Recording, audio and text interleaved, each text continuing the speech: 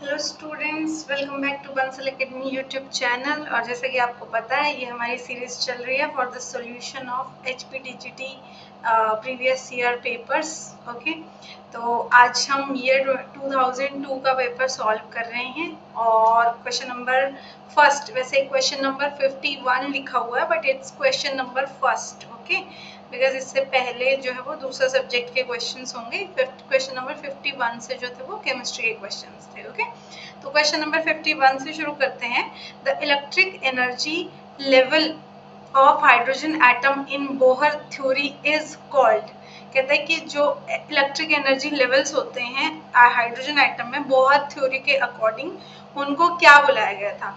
अब बोहर के according Bohr ने बोला था कि आपका बीच में न्यूक्लियस बैठा होगा और इसके साइड में जो है वो एक फिक्स्ड एनर्जी लेवल पर, फिक्स्ड क्या बोला था उन्होंने, फिक्स्ड एनर्जी लेवल पर आपका इलेक्ट्रॉन जो है वो आपके न्यूक्लियस के चारों तरफ घूम रहा होगा, है ना। फिक्स्ड एनर्जी लेवल पे घूम रहा होगा। अगर फिक्स्ड एनर्जी लेवल पे घूम रहा होगा और उसको उन्होंने क्या बुलाया था, ऑर्बिट बुलाया था। तो इसका आंसर क्या आ गया, ऑर्बिट आएगा। ऑर्बिटल नहीं आएगा, उन्होंने ऑर्बिट बुलाया था। एनर्जी लेवल को क्या बुलाया था, ऑर्बिट बुलाया था। ओके, ये उनकी थ्योरी के कुछ पोस्टुलेट्स में साफ साफ उन्होंने लिखा हुआ है। ठीक है, तो इसमें कुछ सच कोई फॉर्मूला नहीं था इसका, कुछ ऐसी मतलब अलग सी बात थी नहीं इसमें पोस्टुलेट्स लगने थे एक्चुअली। सो क्वेश्चन नंबर 52 में बोला a node is a surface on which the probability of finding an electron is. Node क्या होता है, जैसे देखिए ये आपकी s ऑर्बिटल है, ये आपकी p ऑर्बिटल है। Orbitals are nothing but what, probability of finding an electron in that space. जैसे s ऑर्बिटल का मीनिंग क्या हुआ कि इस गोल गोल चक्कर के अंदर अंदर इलेक्ट्रॉन मिलने के चांसेस बहुत ही ज्यादा हैं। यहाँ पर ये जो ऐसे डंबल बना हुआ है, यहाँ पे इलेक्ट्रॉन्स मिलने के चांसेस बहुत ही ज्यादा हैं। यहाँ पे ऐसे ये इलेक्ट्रॉन्स मिलने के चांसेस बहुत ही ज्यादा हैं, जबकि ये देखिए, ये जो एरिया है, ये वाला जो एरिया है, यहाँ पर इलेक्ट्रॉन के मिलने के चांसेस क्या है, जीरो है। क्या कितने चांसेस हैं, जीरो हैं।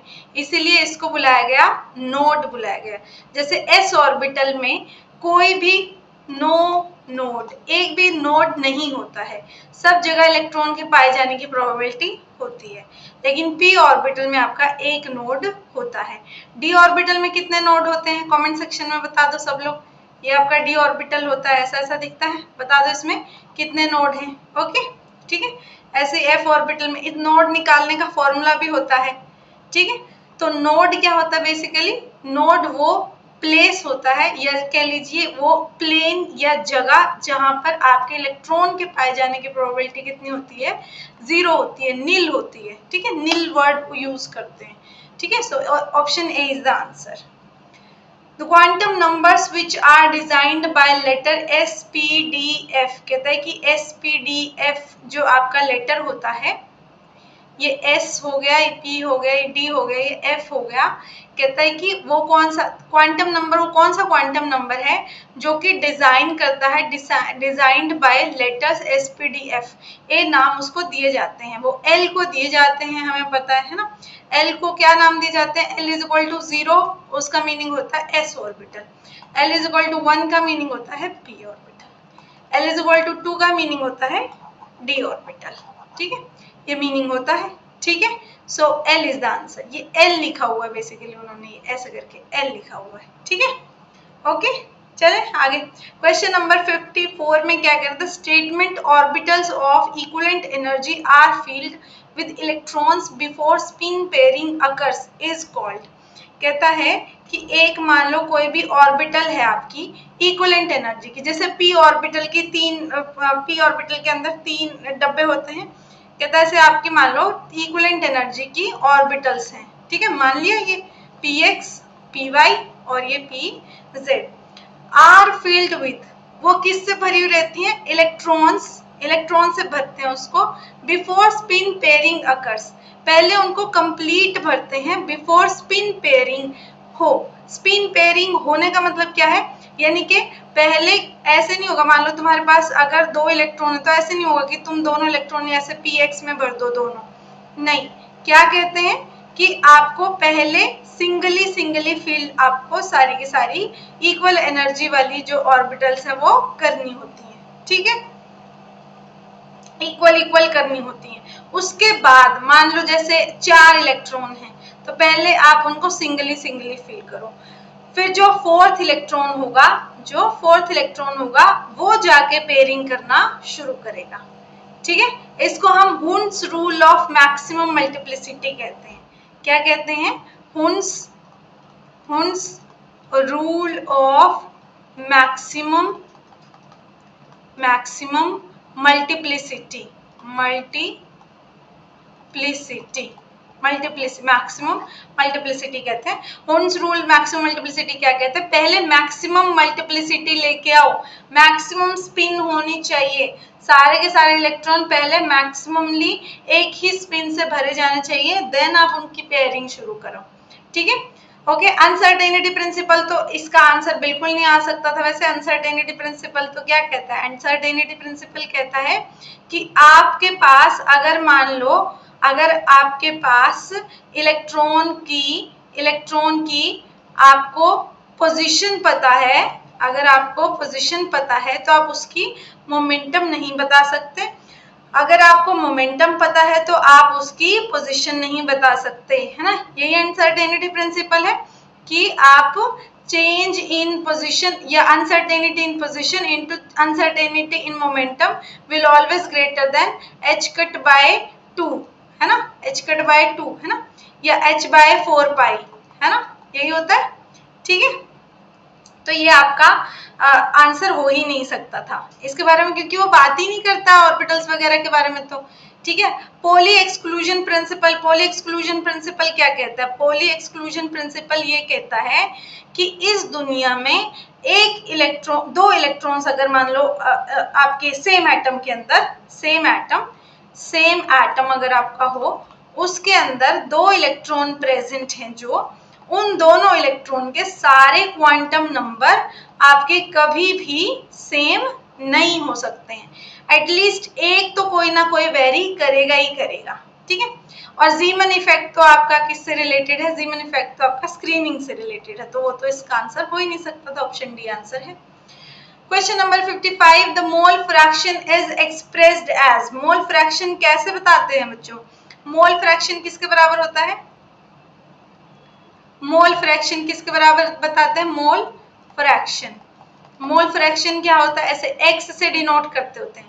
अगर मान लो तुमने एक डब्बा लिया, उसके अंदर तुमने 3-4 चीजें मिला दी, A, B, C और D, तो अगर आपको पता करना है कि इस डब्बे के अंदर मोल फ्रैक्शन A का कितना है, मतलब कि A का कितना हिस्सा यहाँ पे प्रेजेंट है, वो कैसे निकालोगे? Number of moles of A divide by total number of moles. Total number of moles मतलब number of moles of A divide by total number of moles मतलब number of moles of A plus number of moles of B plus number of moles of C plus number of moles of D, है ना। जितनी भी चीजें मिलाई हुई हैं सबके नंबर ऑफ मोल्स को ऐड कर दो, टोटल नंबर ऑफ मोल्स आ जाएंगे, उनको किसी भी एक कंपोनेंट के नंबर ऑफ मोल्स से डिवाइड कर दो, ठीक है। ओके, तो ऐसे निकालते हैं। हाँ जी, तो हम क्या करते हैं, यहाँ पे मैच कर लेते हैं किससे? आरटी क्या कहाँ से? 1 कभी नहीं, ये नंबर ऑफ मोल्स किसी एक कंपोनेंट के वो लिख के देगा आपको, divide by summation of number of moles का मतलब क्या है? टोटल नंबर ऑफ मोल्स, इसलिए option number C, none of these नहीं आएगा। आगे, the root mean square velocity is expressed. ये आपका थर्मोडायनेमिक्स का क्वेश्चन है, आपको पूरा अच्छे से याद करवाया जाता है that RMS is equal to √3RT/m, है ना। और आपकी एवरेज स्पीड जो होती है वो आपकी 8RT/πm, है ना।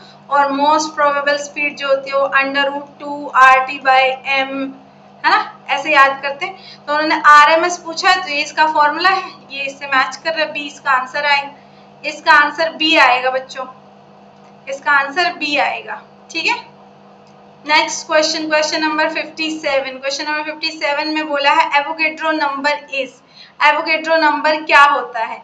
एवोगैड्रो नंबर क्या होता है? आपका बताता है कि एक मोल के अंदर किसी भी चीज का एक मोल, जैसे हम बोलें कि एक मोल पेन, एक मोल लगा लीजिए लैपटॉप्स, एक मोल पेपर, एक मोल चादरें, कुछ भी, like for that matter anything, एक मोल का मीनिंग क्या होगा, उसमें कितनी अमाउंट आएगी उस चीज की 6.023 इंटू 10⁻23। इतने सारे, एक मोल के अंदर इतनी सारी चीजें प्रेजेंट होंगी। अब वो कुछ भी हो, लेकिन उन्होंने बेसिकली तो मोलिक्यूल्स के बारे में बात किया था, है ना। बेसिकली किस चीज के बारे में बात किया था? एक मोल का मीनिंग क्या हो गया? इतने मोलिक्यूल्स, ठीक है, मोलिक्यूल्स, ठीक है। एटम भी बोल सकते हैं। अगर मैं बोलूं कि एक मोल हीलियम, अब वो तो क्या है आपका मोलिक्यूल नहीं होता है, क्या होता है? एटम होता है। तो एक मोल हीलियम का मतलब 6.023 इंटू 10⁻23 हीलियम एटम्स। ओके, ठीक है, डन। तो ऑप्शंस में देख लेते हैं। वेट ऑफ एनी सब्सटेंस, नहीं। Weight of 1 litre of gas, नहीं। वेट ऑफ जीएमएस, पता नहीं क्या बोले जा रहे हैं। नंबर ऑफ मॉलिक्यूल्स इन मोल, तो एवोगैड्रो नंबर ये था, ठीक है। Option D is the answer. Question number 58, at equilibrium which of the following is zero. इनमें से कौन जीरो होगा? देखिए, आपका एक्सप्रेशन क्या होता है किसी भी रिएक्शन के लिए? आपकी gives free energy is equal two gives free energy at standard state plus RT ln के, है ना, ऐसे होता है। अब जब इक्विलिब्रियम की बारी आती है तो हम बोलते होते हैं delta G is equal to zero. This is what equilibrium is, ठीक है। जब इक्विलिब्रियम आएगा तो आपके गैस की गिव्स फ्री एनर्जी जीरो हो जाएगी, क्योंकि ना रिएक्शन आपकी फॉरवर्ड जा रही है ना बैकवर्ड जा रही है, बीच में से अटक रही है, या कह लो कि फॉरवर्ड भी जा रही है और बैकवर्ड भी जा रही है। जितना फॉरवर्ड जाती है उतना ही बैकवर्ड चली जाती है ना।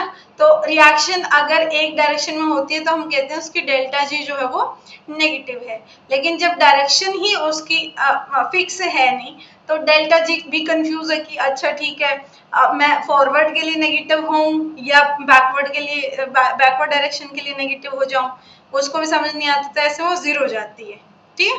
तो डेल्टा जी जो होता है वो जीरो होता है। डेल्टा जी नॉट नहीं जीरो होता है। स्टैंडर्ड गिव्स फ्री एनर्जी नहीं जीरो होती है, रिएक्शन की गिव्स फ्री एनर्जी जीरो हो जाती है, ठीक है। तो अगर ऑप्शन में बाय चांस ये दे दे तो कंफ्यूज नहीं होना। मान लो इसकी जगह पे उठा के डेल्टा जी नॉट दे देता तो बिल्कुल भी कंफ्यूज नहीं होना है, ठीक है। Okay, next question number 59, for a spontaneous reaction delta G is. अभी अभी हमने बात की कि कोई इस दुनिया में होने वाली हर एक रिएक्शन के लिए, बच्चों ये ना आप कॉन्सेप्ट याद रखना कि इस दुनिया में होने वाली हर एक रिएक्शन के लिए डेल्टा जी जो होती है वो लेस देन जीरो होती है, और डेल्टा एस जो होती है वो ग्रेटर देन जीरो होती है। डेल्टा एस क्या होती है बच्चों? एंट्रोपी होती है। क्या होती है? एंट्रोपी होती है। तो एंट्रोपी हमेशा पॉजिटिव होगी, बढ़ेगी, और डेल्टा जी जो है वो हमेशा क्या होगी?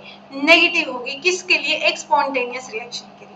तो यहाँ पे देखिए नेगेटिव कहाँ पे दिया हुआ? ऑप्शन बी, ये काट देना भाई, बी आएगा इसका आंसर, ठीक है।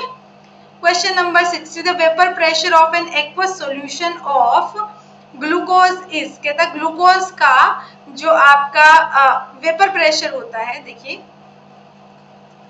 The vapour pressure of an aqueous solution of glucose is. कहता है ग्लूकोज का जो वेपर प्रेशर होता है, नहीं, vapour pressure of aqueous solution of glucose, मतलब कि एक आपका एक्वस सॉल्यूशन लिया, मतलब कि पानी लिया बेसिकली, ठीक है। उन्होंने क्या लिया? एक पानी लिया, ये इसमें मान लो आपका आपने पानी लिया, ठीक है। पानी, हिंदी लिखने की आदत छोड़ गई है। अच्छा, कुछ लोगों को समझ में भी ना आए, क्या पता है ना, कुछ लोग हो सकता है हिंदी ना पढ़ते हो, वो रीजनल लैंग्वेजेस भी होती है ना आप लोगों के यहाँ पे पढ़ने के लिए, तो हम जो है वो बिना किसी डिस्क्रिमिनेशन के क्या करते हैं, एक अच्छा सा कलर चूज कर लेते हैं, ठीक है। मान लो इसमें आपने क्या ले लिया? ये वाटर ले लिया, ठीक है। पहले वाटर है यहाँ पे, ठीक है। यहाँ पे हमने एक ऐसे ढक्कन लगा रखा है, तो वाटर उठ उठ के क्या कर रहा है, वेपर्स बना रहा है यहाँ पे, ठीक है, और इस ढक्कन से टकरा रहा है, ठीक है। और वहां पर क्या लगा रहा है, वेपर प्रेशर लगा रहा है, वेपर प्रेशर लगा रहा है, ठीक है। लेकिन उसमें क्या किया उन्होंने, अब ग्लूकोज ऐड कर दिया। ग्लूकोज क्या होता है बच्चों, नॉन वोलेटाइल होता है, नॉन वोलेटाइल होता है। ये आपका Raoult's law for non volatile solute बन गया कि अगर मान लो ये आपने पानी लिया, ठीक है, हम क्या कहते होते हैं कि पानी अगर प्योर लिया होता है तो वो यहाँ पे जाके वेपर्स बनाएगा। क्यों, क्योंकि यहाँ सरफेस के मॉलिक्यूल्स जो होते हैं वो थोड़े से फ्री रहते हैं, ठीक है, उनके ऊपर फोर्स सिर्फ नीचे से लग रही होती है, ऊपर से नहीं लग रही होती है, तो वो फ्री होते हैं, तो वो ऐसे जाके हवा में वेपर्स बना लेते हैं। लेकिन जैसे ही आपने यहाँ पे ऐड कर दिया ग्लूकोज, तो यहाँ सरफेस पे जहाँ सारे के सारे वाटर के मॉलिक्यूल थे पहले, अब सरफेस के ऊपर क्या बन गया है, देखिए ये आपका पानी था, अब तुमने ग्लूकोज उसमें मिला दिया, ठीक है, तो अब क्या है, यहाँ पे पानी के मॉलिक्यूल्स कहीं कहीं पर तो हैं ही, ऐसा नहीं है कि पानी के मॉलिक्यूल सरफेस पे नहीं है, लेकिन आपको क्या पता चला कि यहाँ पर जो है वो अब ग्लूकोज के मॉलिक्यूल्स भी होंगे, होंगे ना सरफेस पे। लेकिन हमने क्या कहा, ये नॉन वोलेटाइल है। नॉन वोलेटाइल का मीनिंग क्या होता है, वो उसके वेपर्स नहीं बनेंगे। अगर वेपर्स नहीं बनेंगे तो वो यहाँ पर हवा में जाएगा ही नहीं, वेपर्स बनाएगा नहीं। अगर वेपर्स नहीं बनाएगा तो यहाँ जिद्दी बच्चों की तरह यहाँ सरफेस पे बैठा रहेगा, ना तो खुद जाएगा और ना ही पानी को जो है वो इतना जाने देगा जितना कि वो प्योर स्टेट में जा रहा था, है ना, है ना। कम मॉलिक्यूल्स पानी के बाहर जा पाएंगे, क्यों, क्योंकि ये बीच में यहाँ पे ऐसे डेरा बसा के यहाँ पे बैठ जाता है सरफेस के ऊपर। तो कम नंबर ऑफ मॉलिक्यूल्स सरफेस पे होते हैं पानी के। जब कम नंबर ऑफ मॉलिक्यूल सरफेस पर पानी के होंगे तो बाहर वेपर्स बनाने के लिए भी कम मॉलिक्यूल्स ही जाएंगे, यहाँ पे भी कम मॉलिक्यूल्स होंगे, है ना। और अगर यहाँ पे कम मॉलिक्यूल्स होंगे तो इससे क्या होगा, वेपर प्रेशर घट जाएगा ना। वेपर प्रेशर मतलब जितनी ज्यादा वेपर्स बनेंगी उतना ज्यादा ढक्कन के ऊपर प्रेशर लगाएंगे। अब अगर वेपर्स ही कम बनेंगे तो वेपर प्रेशर भी कम हो जाएगा, ठीक है। यही हमारा राउल्स लॉ भी कहता है, यहाँ पे relative lowering in vapour pressure भी कहता है राउल्स लॉ नहीं कहता है, relative lowering in vapour pressure कहता है, ओके। तो देखिए, equal to the vapour pressure of water, नहीं मैंने कहा घट जाएगा। इंडिपेंडेंट ऑफ टेम्परेचर, नहीं, more than vapour pressure of, देखिए वेपर प्रेशर कभी भी इंडिपेंडेंट ऑफ टेम्परेचर नहीं होता। अगर टेम्परेचर बढ़ा दोगे तो वेपर प्रेशर अपने आप बढ़ जाएगा, तो ये तो एकदम गलत ऑप्शन है। मोर than vapour pressure of water, water के वेपर प्रेशर से ज्यादा होगा, नहीं, हमने क्या कहा, less than vapour pressure of water. जितना वेपर प्रेशर वाटर अपनी प्योर फॉर्म में लगा रहा था, ये ग्लूकोज इसमें यहाँ आने के बाद वेपर प्रेशर कम हो जाएगा, लेस हो जाएगा, कम हो जाएगा, है ना। ये तो मैंने अभी बोला आपको, ठीक है। क्वेश्चन नंबर 61 देखते हैं। The chemical reaction which occurs at the anode is, anode cathode क्या होती हैं ये हमारा किसका टॉपिक है, इलेक्ट्रोकेमिस्ट्री का टॉपिक है, इलेक्ट्रोकेमिस्ट्री। तो इलेक्ट्रोकेमिस्ट्री में हम क्या कहते होते हैं कि एक हम बनाते हैं कैथोड और एक बनाते हैं हम एनोड रोड, ठीक है। यहाँ पे सॉल्यूशन रखते हैं, उनके अंदर उनकी जो कोरिस्पॉन्डिंग मेटल होती है उसको रखते हैं, ठीक है। यहाँ पे एमीटर्स इसको जोड़ते होते हैं। फिर होता क्या है, यहाँ पे कैथोड पे क्या होता है आपका, हमेशा रिडक्शन होता है। क्या होता है, हमेशा रिडक्शन होता है। एनोड पे क्या होता है, हमेशा ऑक्सीडेशन होता है, ठीक है। फिर हम इसका ई सेल निकालते होते हैं, ई नोट सेल। ई नोट सेल किसके बराबर होता है, ई कैथोड माइनस ई एनोड, ऐसे बोलते होते हैं ना, ई कैथोड माइनस ई एनोड, ठीक है। तो ऑक्सीडेशन हो रहा होता है, ऑप्शन ए आंसर आ जाएगा। अब देखिए आगे अगले वाले क्वेश्चन में क्या कह रहा है, कह रहा है the solubility product of silver chloride is this at this temperature, temperature का हमें कोई मतलब नहीं है। The solubility of silver chloride in boiling water is, तो देखिए मान लीजिए आपने सिल्वर क्लोराइड AgCl लिया, पानी में अगर आपने उसको डाला तो सॉल्ट है, तो ये Ag positive plus Cl negative में चेंज हो जाएगा। तो शुरू में मान लीजिए आपका जो क्या नाम है, इसके मान लीजिए मोल्स आपने जो है वो m नंबर ऑफ मोल्स लिए थे, ठीक है। शुरू में ये तो 0 था, फिर ये पानी में डिसॉल्व हो गया, तो मान लो इसकी सॉल्युबिलिटी S है और इसकी सॉल्युबिलिटी भी S है। S मॉलिक्यूल Ag के निकल आए हैं और उतने ही मॉलिक्यूल्स ऑब्वियसली Cl के निकलेंगे। जितना AgCl टूटेगा उसमें से Ag पॉजिटिव और Cl नेगेटिव बराबर बराबर तो देगा ना। तो हमने बस यही कहा कि इसकी सॉल्युबिलिटी भी S मान लो, इसके S मॉलिक्यूल्स निकले और इसके भी, तो K सॉल्युबिलिटी प्रोडक्ट किसके बराबर होता है बच्चों, वो जो आपकी concentration of Ag positive into concentration of Cl negative के बराबर होता है। ये हमने बोल दिया S है और ये भी बोल दिया S है, क्योंकि दोनों बराबर बराबर निकलेंगे। तो यहाँ से क्या पता चला, that S square is equal to KSP। तो S किसके बराबर आ गया, अंडर रूट KSP। तो ये आ गई आपकी सॉल्युबिलिटी, ठीक है। KSP इतना दे रखा है। जब आप इसका अंडर रूट करोगे 1.44 इंटू 10⁻⁻⁴ का, तो आपको पता है आपको यहाँ पे तो क्या करना है, सिर्फ 4 डिवाइड बाई 2 कर देना है। अंडर रूट 1.44 करना इंटू 10⁻⁻⁴ इंटू 1/2। अंडर रूट का मीनिंग यही तो होता है ना, 1/2। तो 2 से ये 4 कैंसिल हो गया। ये किसके बराबर आ गया बच्चों, थोड़ा यहाँ से क्लियर कर देते हैं, ये सब बातें आपको समझ आ गई हैं, ठीक है। मैंने बस क्या किया है, यहाँ पे अब सिर्फ कैलकुलेशन है बच्चों और कुछ नहीं है। तो S is equal to under root KSP is equal to under root 1.44 into 10⁻⁻⁴, ठीक है। ओके, अंडर रूट 1.44, इसका अंडर रूट तो क्या होता है आपका 1.2 होता है, ठीक है। इसका अंडर रूट, तो इसका अंडर रूट कैसे निकालेंगे, 10⁻⁴ अंडर रूट का मीनिंग क्या हुआ, 10⁻⁴ इंटू 1/2, ठीक है। ओके, तो ये 2 से ये 4 कैंसिल हो गए, 10⁻⁻2 हुआ, ठीक है। तो इंटू 10⁻⁻2, तो आंसर आ गया आपका ये वाला option B. Question number 63, the pH of solution obtained by adding 0.4 gram of sodium hydroxide to 1 liter of water will be। कहता है कि अब मैंने क्या किया है, 0.4 ग्राम NaOH को मिलाया है 1 लीटर पानी में, ठीक है। सॉल्यूशन बना दिया। इस सॉल्यूशन का पीएच बता दो। अब आपको पता है कि यहाँ पे हमारे पास तो वाटर में मिलाने के बाद Na positive plus OH negative आएगा। थोड़ा ठीक से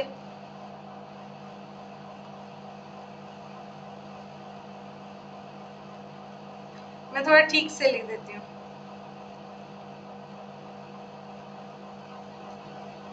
जब आप NaOH मिक्स करेंगे पानी में, तो एक्चुअली होगा क्या बच्चों, Na positive plus OH negative, ये आयंस निकलेंगे, OH नेगेटिव आयंस निकलेंगे।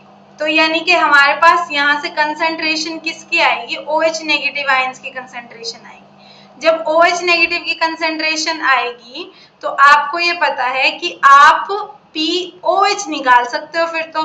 क्यों, क्योंकि pH किसके बराबर होता है, minus logarithm concentration of H positive ions, ठीक है।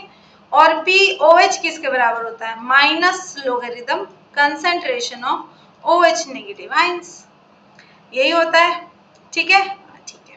ओके, तो POH किसके बराबर आएगा, माइनस लोगेरिथम। अब आप ये बोलेंगे कि हमें तो उसने पर pH निकालने को बोला है, हाँ, पर हमारे पास फॉर्मूला होता है that pH plus POH is equal to 14। तो आप ये निकाल लो तो pH निकल आएगा यहाँ इस फॉर्मूले से, ठीक है। ओके, तो concentration of OH negative ions आपको निकालनी है बेसिकली, ठीक है।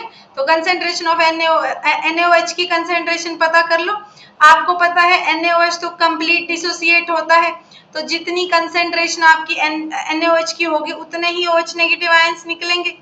कंप्लीट डिसोसिएट होने का मीनिंग यही होता है ना, अगर तुमने ये 10 मॉलिक्यूल निकले लिए तो कंप्लीट डिसोसिएट होके ये भी 10 मॉलिक्यूल बनेंगे और ये भी 10 मॉलिक्यूल बनेंगे, और यहाँ से आपको जो है वो कंसेंट्रेशन OH नेगेटिव आयंस की पता चल जाएगी। ठीक है। तो हम अब ऐसे नंबर ऑफ मॉलिक्यूल में तो हम कभी निकालते नहीं होते हैं कंसंट्रेशन, किस में निकालते हैं, नंबर ऑफ मोल्स में निकालते हैं और मोलारिटी में निकालते हैं बेसिकली। तो इसकी मोलारिटी निकाल लो। मोलारिटी का फॉर्मूला क्या होता है बच्चों, number of moles of solute यानी कि NaOH divide by volume of solution. अब सॉल्यूशन का वॉल्यूम तो कितना है, 1 लीटर लिया है, ठीक है, is equal to, in litre ही होता है और ये, ठीक है, volume of solution in litre होता है, इज इक्वल टू किसके बराबर आ गया, number of moles of NaOH यानी कि given weight of NaOH divide by molecular weight of NaOH divide bye 1 litre, ठीक है। तो ये 4 से 4 कैंसिल हो गया, तो 0.1 डिवाइड बाय 10 यानी कि 0.01 आ गया, ठीक है। तो मोलारिटी आ गई NaOH की 0.01, ठीक है। बाकी सब मैं यहाँ से इरेज कर रही हूँ, ठीक है। अगर आपने NaOH 0.1 मोलर लिया था तो आपके OH नेगेटिव भी कितने निकलेंगे बच्चों, 0.1 ही निकलेंगे, क्योंकि NaOH क्या करता है, पूरा डिसोसिएट करता है। मान लो शुरू में ये नंबर ऑफ मोल्स थे, ये 0 थे, बाद में ये पूरा डिसोसिएट होता है, डिग्री ऑफ डिसोसिएशन पूरा रहता है इसका 1, ठीक है।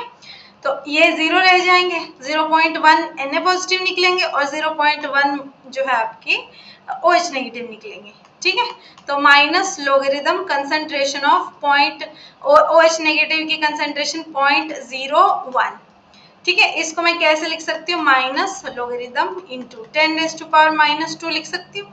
और हम लोगरिथम 10 का लोगरिथम कैसे निकालते होते हैं, उसकी यहाँ पे पावर जितनी भी रखी होती है उसको आगे ले आते हैं, यही इसका सॉल्यूशन होता है, ठीक है। फिर से बताओ, लोगरिथम अगर आपको 10⁻⁻ कुछ दे रखा है, चाहे कुछ भी हो, 1 2 3 4 -1 -2 कुछ भी हो, तो उस पावर को आप बस आगे लिख दीजिए और यही आपकी लोगरिथम की वैल्यू होती है, ठीक है।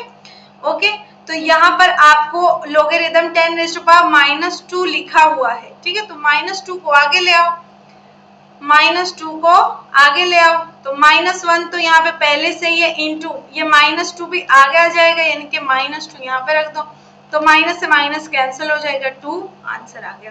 तो POH आया है, पर ये कितना, 2 आना ही था, क्योंकि POH की वैल्यू देखिए कितनी छोटी आई है, देखो क्यों, क्योंकि बेसिक सॉल्यूशन है ना। तो pH plus POH is equal to 14, pH किसके बराबर आ गया, 14 - 2 यानी कि आपका 12। देखो आपको यहाँ से पता चल जाएगा कि pH कितना है, 12, ग्रेटर देन, बहुत ही ज्यादा ग्रेटर देन क्या 7 से बहुत ज्यादा ग्रेटर आया है। 7 से ग्रेटर क्या होता है, बेसिक सॉल्यूशन होता है। और वहां यहाँ पे आपको पता भी चल रहा है, आपने सोडियम हाइड्रोक्साइड मिलाया। सोडियम हाइड्रोक्साइड मिलाने का मीनिंग क्या होता है, आपने बेस मिलाया पानी, तो ऑब्वियसली सॉल्यूशन कैसा होगा, बेसिक। इसे और देखिए उसका पीएच भी कितना ज्यादा हाई आया है, तो option D is the answer. Okay, question number 64, the mole fraction of acetic acid in solution containing 6 gram of acetic acid and 54 gram of water will be. अभी अभी हमने मोल फ्रैक्शन निकालना सीखा था कि इन्होंने जैसे एसिटिक एसिड का बोला है और पानी है उसमें, ठीक है, एसिटिक एसिड का मोल फ्रैक्शन निकालने को बोला है और जैसे उसके अंदर पानी है, पानी का बोल देते हो वो भी बता देती हूँ, ठीक है। उसके अंदर मिलाए हैं इन्होंने एसिटिक एसिड प्लस पानी, ठीक है। मैं मान लेती हूँ एसिटिक एसिड A है और पानी जो है B है। तो mole fraction of A acetic acid अगर आपको निकालना हो तो किसके बराबर होगा, number of moles of A divide by number of moles of A plus number of moles of B यानी कि वाटर। मान लो अगर वो मोल फ्रैक्शन ऑफ वाटर निकालने को बोल देते हैं तो वो किसके बराबर होता, number of moles of B divide by number of moles of A plus number of moles of B। होता कि नहीं होता बताओ, होता, हाँ होता, ठीक है। तो अब अपने को निकालना है number of moles of mole fraction of acetic acid. तो एसिटिक एसिड का मोल फ्रैक्शन किसके बराबर होता है, एसिटिक एसिड का मोल फ्रैक्शन किसके बराबर होगा, number of moles of acetic acid divide by number of moles of acetic acid plus number of moles of water. अब number of moles of acetic acid किसके बराबर होंगे, नंबर ऑफ मोल्स ऑफ किसी के भी नंबर ऑफ मोल्स इस दुनिया में किसके बराबर होते हैं, given weight divide by molecular mass, ठीक है। तो number of moles of acetic acid किसके बराबर होंगे बच्चों? गिवन वेट कितना है एसिटिक एसिड का? 6। मॉलिक्यूलर मास कितना होता है एसिटिक एसिड? क्या होता है बच्चों? HCH3COOH। इसका मॉलिक्यूलर वेट अगर आप निकालेंगे तो 60 आता है। तो ये आ गया 60। तो Na की वैल्यू आ गई 1/10। ओके, ठीक है। Number of moles of water, वो किसके बराबर होते हैं? गिवन वेट ऑफ वाटर कितना है? 54, ठीक है। और वाटर का मॉलिक्यूलर मास कितना होता है? Divide by 18। तो ये कितना आ गया? 3, ठीक है। तो number of moles of A किसके बराबर आए? 0.1 divide by number of moles of A किसके बराबर आए? 0.1 plus number of moles of B किसके बराबर आए? 3 के। तो ये आपकी वैल्यू क्या आ गई? 0.1 डिवाइड बाय 3.1, ठीक है। तो ये आपका आ गया 1/31, ठीक है। तो जब आप इसको कैलकुलेट करोगे तो आपका आंसर आ जाएगा बच्चों ऑप्शन नंबर ए, ठीक है। आगे चलते क्वेश्चन नंबर 65 पे। A solution containing 500 gram of proteins per litre in isotonic is isotonic with solution containing 3.42 gram of sucrose per liter. The molecular mass of protein is, ठीक है। चलिए हमें क्या दिया हुआ है? सॉल्यूशन दिया हुआ है जिसके अंदर आपने प्रोटीन जो है वो डाला हुआ है। पर लीटर प्रोटीन कितना है? 500 ग्राम पर लीटर, 1 लीटर में। Is isotonic with solution this sucrose पर लीटर। आइसोटोनिक कौन से सॉल्यूशन होते हैं बच्चों? आइसोटोनिक सॉल्यूशन वो होते हैं जिनका ऑस्मोटिक प्रेशर बराबर होता है। ऑस्मोटिक प्रेशर किसके डायरेक्टली प्रोपोर्शनल होता है? मॉलिक्यूलर मास मोलारिटी के डायरेक्टली प्रोपोर्शनल होता है। इसका मतलब ये हुआ बच्चों कि मोलारिटी ऑफ दिस सॉल्यूशन, ठीक है। मैं थोड़ा सा दूसरा पेन लेके थोड़ा अच्छे से आपको समझा देती हूँ, दो अलग अलग पेन यूज करके, कि molarity of this solution is equal to the molarity of this solution. तो इस सॉल्यूशन की मोलारिटी और इस सॉल्यूशन की मोलारिटी जो है वो सेम है। तो आपको मोलर मास ऑफ प्रोटीन निकालना है। अब मोलारिटी यानी कि आपका जो यहाँ इसका मोलारिटी होगा, मान लीजिए मोलारिटी ऑफ प्रोटीन सॉल्यूशन जो होगी वो मोलारिटी ऑफ सुक्रोज सॉल्यूशन के बराबर होगी, ठीक है। प्रोटीन हमें बताया नहीं कि कौन सा है, पर ये सुक्रोज सॉल्यूशन हमें बताया हुआ है, ठीक है। तो आप सुक्रोज सॉल्यूशन का मान लीजिए मॉलिक्यूलर मास जो होता है वो m होता है, ठीक है। तो ये आपको पता होगा मॉलिक्यूलर मास ऑफ सुक्रोज, आप कैलकुलेट कर लीजिए। और गिवन वेट उसका दिया हुआ है। पर लीटर मतलब के वॉल्यूम दोनों का क्या है? 1 लीटर ही है, ठीक है। यानी कि देखिए मोलैरिटी किसके बराबर होगी? Number of moles of protein divide by volume of solution. उन्होंने वो शुरू में ही कह दिया पर लीटर यानी कि 1 लीटर है, is equal to number of moles of sucrose divide by volume of solution. वो यहाँ पे उन्होंने पहले बोल दिया कि 1 लीटर है। 1 लीटर अगर आपका सॉल्यूशन है, ये देखिए ना, मैं दिखा देती हूँ, पर लीटर बोला हुआ उन्होंने, ठीक है। ओके, दिख रहा है? 1 लीटर दिया हुआ है दोनों ही। तो ये दोनों चीजें तो 1-1 लीटर हो गई। इसका मतलब यहाँ से क्या आपको मिल गया? देखिए इसको हटा देते हैं तो number of moles of protein किसके बराबर पता चल गया आपको? Number of moles of sucrose के बराबर पता चल गया। Number of moles of protein किसके बराबर होगा? 500 डिवाइड बाय 500। आपका जो प्रोटीन है उसका मॉलिक्यूलर मास कितना, सॉरी गिवन वेट कितना दे रखा है आपको? 500 ग्राम दे रखा है ना।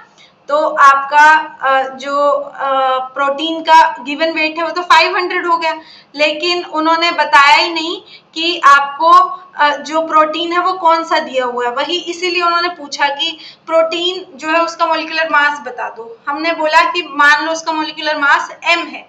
अच्छा यहाँ पे भी m लिख दिया ना, रहने दो। मॉलिक्यूलर मास मान लेते हैं आपके प्रोटीन का मॉलिक्यूलर मास मान लेते हैं हम x है, ठीक है। ये किसके बराबर होगा? Number of moles of sucrose किसके बराबर होंगे? Given weight of sucrose 3.42 divide by molecular mass sucrose का कितना होता है 342 समथिंग होता है। तो 342 आप यहाँ पे रख लीजिए। देखिए इन्होंने सीधा सीधा कैलकुलेशन को कितना इजी कर दिया है ना। तो यहाँ से आपको क्या आ गया, ये 100, ये पॉइंट हटा के या नीचे 100 लिख दो इसके नाम का। तो ये 342 से 342 काट दो। तो यहाँ पे x कैसे कितना आ जाएगा 500 इंटू 100 यानी कि 5000। तो option D is the answer. ठीक है। क्वेश्चन नंबर, तो आपको ना बस इस क्वेश्चन में बच्चों आपको ये पता होना चाहिए था सिर्फ कि आइसोटोनिक सॉल्यूशन होने का मीनिंग क्या होता है। आइसोटोनिक सॉल्यूशन होने का मीनिंग क्या होता है कि उनका ऑस्मोटिक प्रेशर सेम है। ऑस्मोटिक प्रेशर सेम होने का मीनिंग क्या है, उनकी दोनों की सॉल्यूशंस की मोलैरिटी सेम रहेगी। मोलैरिटी सेम रहेगी, वॉल्यूम दोनों का सेम उन्होंने पहले ही दे रखा है। अगर सेम नहीं भी दिया होता तो कोई प्रॉब्लम नहीं थी, बस आपको यहाँ पे मान लीजिए इसका 2 लीटर दिया होता तो यहाँ पे 2 डिवाइड कर देते, इसका 3 लीटर दिया होता तो यहाँ पे 3 दे देते। लेकिन उन्होंने दोनों को ही पर लीटर लिखा है, इनके दोनों का वॉल्यूम कितना है 1-1 लीटर। ठीक है, डन। इसलिए ये वाली कैलकुलेशन हो गई। चलिए नेक्स्ट क्वेश्चन पे चलते हैं। Question number 66। क्वेश्चन नंबर 66 के according the number of atoms in 0.004 gram of magnesium will close to. कहता है कि ये आपका नंबर ऑफ एटम्स बताने हैं इतने ग्राम मैग्नीशियम के अंदर कितना होंगे। ठीक है, मैग्नीशियम क्या होता है आपका, मैग्नीशियम देखिए हम नंबर ऑफ एटम्स की जब बात करते हैं तो हम बात करना चाहते हैं बच्चों हमेशा एवोगैड्रो नंबर की। ठीक है, तो एवोगैड्रो के अकॉर्डिंग 1 मोल जो होता है वो आपके मोलिक्यूलर वेट के बराबर होता है और उसमें एवोगैड्रो नंबर एटम्स होते हैं। एवोगैड्रो नंबर एटम्स मतलब 0.62 इंटू 10⁻23। उन्होंने बोला क्या मोलिक्यूलर वेट किसी भी चीज का हो उसमें कितने एटम्स होते हैं 6.022 इंटू 10⁻23 एटम्स या मोलिक्यूल्स होंगे। मैग्नीशियम का मोलिकुलर वेट कितना होता है 24, यानी कि 24 ग्राम मैग्नीशियम का मीनिंग होगा कि उसके अंदर कितने नंबर ऑफ एटम है 6.02 इंटू 10⁻23 इतने एटम्स हैं किसके मैग्नीशियम के। ठीक है, ओके। अब आपको पता करना है 0.064 ग्राम में 0.004 ग्राम मैग्नीशियम में कितने एटम्स होंगे 6.02 इंटू 10⁻23 डिवाइड बाय 0.004। ठीक है, ओके। यानी कि ओवरऑल अगर मैं लिख दूं तो 6/4 इंटू 10⁻23 इंटू यहाँ से नीचे से 3 0 उठा के ऊपर ले जाओ। ठीक है, ऊपर जाके यहाँ पे नीचे से उठा के ऊपर ले गए, पॉइंट के नाम की 0 यहाँ पे लगा दी ऊपर। ठीक है, तो ये 23 पहले से था, 3 ये हो गई। मुझे लगता है कुछ तो गड़बड़ किया है मैंने। हाँ 24 छोड़ दिया है। हाँ मैं वही सोच रही हूँ कि 24 छोड़ दिया। अच्छा हाँ, कैलकुलेशन ऐसे नहीं होगी, क्या होगी ये सिंपल मैथमेटिक्स देख रहे हो, सिंपल मैथमेटिक्स में गड़बड़ कर दी, इसलिए क्वेश्चंस बहुत बार वहां पे गड़बड़ा जाते हैं। इसीलिए आपको प्रैक्टिस क्वेश्चंस की बहुत ज्यादा जरूरत रहती होती है हमेशा। ठीक है, तो ये तो 0.001 लिख दो, 4 छिके 24 और ये इससे काट दो 1 समथिंग आ जाएगा, तो हमारे लिए वो 1 ही जरूरी है। इंटू 10⁻⁴ बच्चों यहाँ पे है 23। ठीक है, इंटू में है 0.001, तो ये कितना है मतलब कि 10⁻23 इंटू में 10⁻³ है। 0.001 का मीनिंग क्या हुआ, इंटू में 10⁻³ है। तो ये दोनों का बेस सेम है तो पावर्स ऐड हो जाएंगी, तो 23 - 3 कितना आ जाएगा 20, यानी कि 1 इंटू 10⁻⁻20 आ जाएगा। क्या यहाँ पर कोई ऐसा ऑप्शन दे रखा है, माइनस नहीं प्लस आएगा, दे रखा है ऑप्शन सी लिखा हुआ है, यानी कि यहाँ पर ऑप्शन में उन्होंने 10⁻20 लिखा होगा बच्चों, तो ऑप्शन सी आंसर आ जाएगा अगर ऐसा हुआ तो। अगर नहीं हुआ तो फिर ग्रेस मार्क्स मिलेंगे क्वेश्चन के। Question number 67, buffered solution can be obtained by mixing aqueous solution of. देखिए बफर सॉल्यूशन जो होते हैं वो दो तरीके से बनाए जाते हैं, या तो वीक एसिड में स्ट्रॉन्ग बेस का कॉन्जुगेट एसिड मिलाया हुआ आपने, मतलब स्ट्रॉन्ग बेस वाला कह लीजिए सॉल्ट मिलाया हुआ, ऐसे नहीं लिखते हैं, है ना। वैसे असली बात तो यही होती है, बट जो पढ़ाया जाता है नॉर्मली क्लासेस में वो मैं आपको बता देती हूँ कि प्लस में सॉल्ट लेते हैं किसका, स्ट्रॉन्ग बेस एसिड का, स्ट्रॉन्ग बेस, और उसी एसिड का प्लस सेम एसिड, ठीक है, उसी एसिड का स्ट्रॉन्ग बेस के साथ सॉल्ट लेते होते हैं। या और क्या कहते हैं, weak base plus weak base और strong salt of strong acid with that base, उसी बेस के साथ, ठीक है। इसमें सबसे फेमस एग्जांपल मैं आपको यहाँ पे दे देती हूँ, वीक एसिड जैसे कि CH3COOH, ये एसिटिक एसिड है, वीक एसिड होता है, plus salt from strong base and same acid, यानी कि एसिडिक पार्ट तो यही और इसके साथ स्ट्रॉन्ग बेस से आया हुआ दूसरा आयन लगा होगा, NaOH से आया हुआ है ना ये Na पॉजिटिव, ठीक है। सबसे फेमस एग्जांपल इसका ये होता है। इसका होता है आपका जो है वीक बेस कोई उठा लेते हैं, जैसे HNO3 तो स्ट्रॉन्ग होता है ना, HCN उठा लेते हैं, जैसे HCN, अच्छा वीक एसिड की बात नहीं, वीक बेस की बात चल रही है। वीक बेस जैसे कि आपका NH4OH, अब इसी बेस का स्ट्रॉन्ग एसिड के साथ आपका जो है वो बनाया हुआ क्या सॉल्ट, ठीक है, जैसे कि NH4Cl, Cl कहाँ से आया होगा, HCl से आया होगा, इनको कहते हैं हम बफर सॉल्यूशन। अब यहाँ पर देखिए उसने बेस का कहीं पे भी जिक्र नहीं किया है, ठीक है, एसिड की ही बात कर रहा है, तो हम ये नीचे वाला जो पोर्शन है ये आप इग्नोर कर सकते हो बच्चों इस क्वेश्चन के सॉल्यूशन के लिए, ठीक है, इस क्वेश्चन के सॉल्यूशन के लिए नीचे वाला पार्ट हम इग्नोर कर देते हैं। अब देखो हम एक एक करके ऑप्शन को थोड़ा एलिमिनेट करने की कोशिश करते हैं, ठीक है। तो क्वेश्चन का option number A, sodium acetate and excess hydrochloric acid, sodium acetate यानी कि CH3COONA, this is your sodium acetate, plus में कहता है एक्सेस हाइड्रोक्लोरिक एसिड, HCl मिला दिया उन्होंने, HCl तो क्या होता है, स्ट्रॉन्ग एसिड होता है, इसको हटाओ, ये तो हो ही नहीं सकता ना, बफर सॉल्यूशन में वीक एसिड डलेगा, हटाओ इसको, तो ये तो ऑप्शन गलत हो गया। नेक्स्ट वाला देखते हैं, सोडियम एसीटेट, ठीक है, वही सेम सोडियम एसीटेट उठा रहे हैं, plus acetic acid, yes acetic acid क्या होता है आपका, वीक एसिड होता है, एग्जाम्पल ही मैंने यहाँ पे आपको इसका दिया है, सबसे फेमस एग्जाम्पल है ये।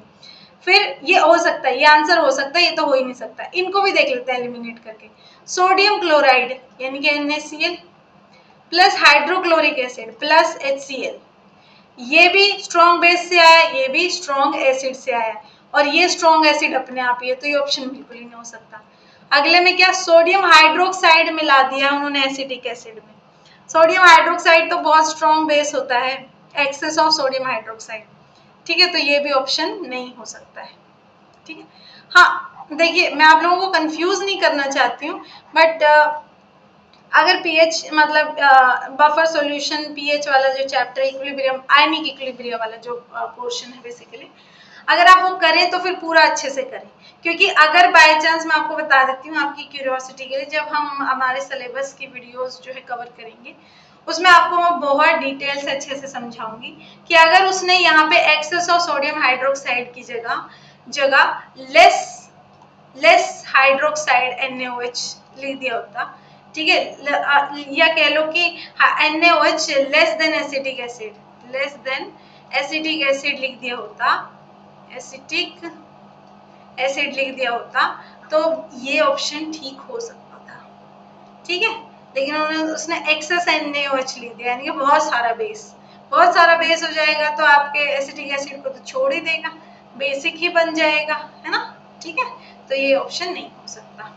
ठीक है, तो अभी यहाँ पे ज्यादा कंफ्यूज नहीं होना, यहाँ पे तो सीधे सीधे कैंसिल हो रहे हैं। आगे देखिए, if a salt bridge is removed between the half cells, the voltage पे क्या असर पड़ेगा। देखिए होता क्या है बेसिकली कि आप यहाँ पे कैथोड लेते हो, यहाँ पे एनोड लेते हो। यहाँ पे मान लो तुमने लिया हुआ है ZnSO4, ही सबसे फेमस है, ZnSO4 लिया हुआ है। यहाँ पे आपकी जो है जिंक मेटल ली हुई है। ठीक है, तो एक्चुअली होता क्या है, यहाँ पे रिडक्शन हो रहा होता है यहाँ पे। ठीक है, यहाँ पे रिडक्शन हो रहा होता है, तो रिडक्शन होने में क्या होता है आपका, तो रिडक्शन यहाँ पे तो ऑक्सीडेशन हो रहा होता है, यहाँ पे तो ऑक्सीडेशन हो रहा होता है ना, यहाँ पे ऑक्सीडेशन हो रहा होता है। तो ऑक्सीडेशन में क्या होता है बच्चों, हाँ ऑक्सीडेशन हो रहा होता है। ऑक्सीडेशन में क्या होता है, जिंक जो आपकी मेटल है वो Zn2 पॉजिटिव आयंस में और 2 इलेक्ट्रॉन्स में टूट जाती है।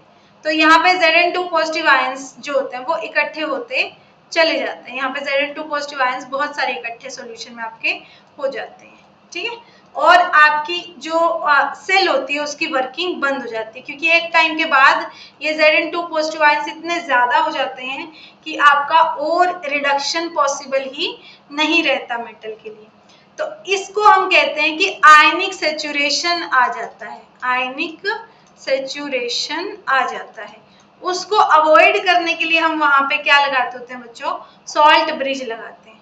सॉल्ट ब्रिज में से नेगेटिवली चार्ज्ड आयन यहाँ इस वाले टब के अंदर जाएंगे, इस वाले टब के अंदर जाएंगे, और ये जो जितने भी यहाँ पे Zn2 पॉजिटिव आयंस बैठे होंगे उनके साथ उनको मिलके, जैसे Cl नेगेटिव मान लो गया तो ZnCl2 बन के जो उन सारे आयंस को न्यूट्रलाइज कर देंगे और फिर से आपका करंट फ्लो होने लग जाएगा। ठीक है, लेकिन अगर कहता है कि मान लो साल्ट ब्रिज को हटा दूं तो क्या होगा, आयनिक सेचुरेशन फिर से आ जाएगा और आपकी वोल्टेज जो है वो 0 हो जाएगी फिर से। ठीक है, drops to 0, option A. Question number 69, aerosol is resulting colloid when. एक एक करके देख लेते हैं। देखिए गैस अगर सॉलिड के अंदर मिलाते हो तो उनको हम कहते हैं बच्चों सॉलिड सोल्स कहते हैं, सॉलिड सोल्स या सॉलिड कोलॉइड्स बोलते होते हैं, सॉलिड सोल कोलॉइड। अगर लिक्विड को गैस के अंदर फेंकते हो, मतलब ये बहुत सारी लिक्विड है, सॉरी बहुत सारी गैस है, जैसे हमारा एनवायरनमेंट है और उसके अंदर थोड़ा सा लिक्विड हो, जैसे कि हमारी एनवायरनमेंट के अंदर वाटर ड्रॉपलेट्स होती है। ठीक है, तो इनको हम क्या बोलते हैं, एरोसोल्स बोलते हैं, इनको हम क्या बोलते हैं, एरोसोल्स बोलते हैं। ठीक है, तो बी ऑप्शन इसका आंसर आ जाएगा। लिक्विड डिस्पर्स्ड इन लिक्विड, ये आप मुझे कमेंट सेक्शन में बताएं। चलिए ये मैं बता देती हूँ, इमल्शंस बोलते हैं इनको। ठीक है, लास्ट वाला सब बच्चे जो है कमेंट सेक्शन में बताएंगे कि इसको सॉलिड इन सॉलिड को हम क्या बोलते हैं। ठीक है, क्वेश्चन नंबर 70 में क्या बोला हुआ है, the minimum energy required to remove an electron from a surface is related to. कहता है एक आपको इलेक्ट्रॉन निकालना है किसी सरफेस से, ये आपका मान लो कोई सरफेस है, यहाँ से मान लो आपको कोई इलेक्ट्रॉन बाहर निकालना है। ठीक है, यहाँ पे इलेक्ट्रॉन, ये आपका फोटो इलेक्ट्रिक इफेक्ट होता है। तो हम क्या कहते होते हैं कि यहाँ पे आपको एक पर्टिकुलर एनर्जी की वेव जो है वो भेजनी पड़ेगी, तभी ये इलेक्ट्रॉन बाहर निकलेगा। क्यों, क्योंकि हर एक इलेक्ट्रॉन न्यूक्लियस से एक पर्टिकुलर एनर्जी की वजह से बंधा हुआ रहता है। न्यूक्लियस उस पर लगाम लगा के रखता है, एक पर्टिकुलर एनर्जी उससे लेके रखता है। तो अगर हमें इसको फ्री कराना है तो एक पर्टिकुलर एनर्जी की वेव आपको भेजनी पड़ेगी, और एनर्जी किसके बराबर होती है, एच न्यू के बराबर होती है। तो यानी कि ये जो फ्रीक्वेंसी है ये आपकी हर एक मेटल के लिए कुछ ना कुछ पर्टिकुलर होनी चाहिए, यानी कि इसकी कुछ ना कुछ आपकी फिक्स वैल्यू रहेगी। उस फिक्स वैल्यू से कम एनर्जी की अगर आपने लाइट वेव डाली तो इलेक्ट्रॉन बाहर नहीं आएगा। इसको हम क्या कहते होते थे, थ्रेशोल्ड फ्रीक्वेंसी कहते हैं इसको। ठीक है, इसके अलावा आप सारे ऑप्शन ऐसे भी यहाँ पे बच्चों आप अवॉइड कर सकते हो। देखिए क्वांटम नंबर बोलेंगे इसको, क्वांटम नंबर तो क्या होते हैं, N, L, M, S ये होते हैं। एक इलेक्ट्रॉन की पर्टिकुलर पोजीशन बताने के लिए होते हैं। वेव नंबर थोड़ी ना बोलेंगे इसको। वे एनर्जी की जब बात आई है तो फ्रीक्वेंसी की बात आएगी ना, वेव नंबर की बात थोड़ी ना आएगी। एंगुलर मोमेंटम क्या होती है? एंगुलर मोमेंटम तो आपको पता है कि अगर कोई चीज घूम रही है तो उस टाइम पे उसकी मोमेंटम को क्या कहते हैं? एंगुलर मोमेंटम कहते हैं। तो ये ऑप्शन तो बिल्कुल ही नहीं हो सकता। तो आपका कौन सा ऑप्शन आ गया? Option number A is the correct answer. ठीक है, ओके। चलिए बच्चों, इसी के साथ जो है आपके क्वेश्चन नंबर 70 तक हो गए हैं। ठीक है, वीडियो थोड़ा लंबा ऑलरेडी खिंच गया है। बाकी के क्वेश्चंस को हम जो है हमारी नेक्स्ट वीडियो में सॉल्व करेंगे आपके लिए। हमारी जो ऐप है उसका डिस्क्रिप्शन बॉक्स में आपको लिंक मिल जाएगा, डू डाउनलोड इट। हमारे डिफरेंट कोर्सेज को जो है आप ज्वाइन करिए और अपनी तैयारी को जो है वो फास्ट करिए। Okay, and see you in the next video.